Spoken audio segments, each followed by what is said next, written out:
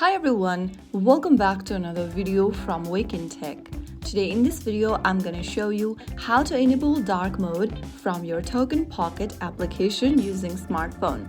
To enable dark mode on TokenPocket, first of all, open your TokenPocket application on your device and log into your account. Once you're logged in, go to the bottom right corner and tap on the Me button. Once you tap on Me, click on Settings. Inside the Settings menu, tap on Appearance. Now select Dark Mode from the Appearance tab and click Save at the top right. Now there you have enabled dark mode on the TokenPocket application.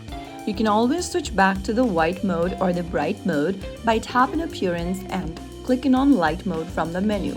So there you have it, that is how it's super easily done.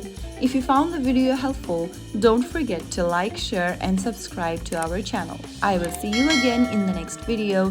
Thank you for watching.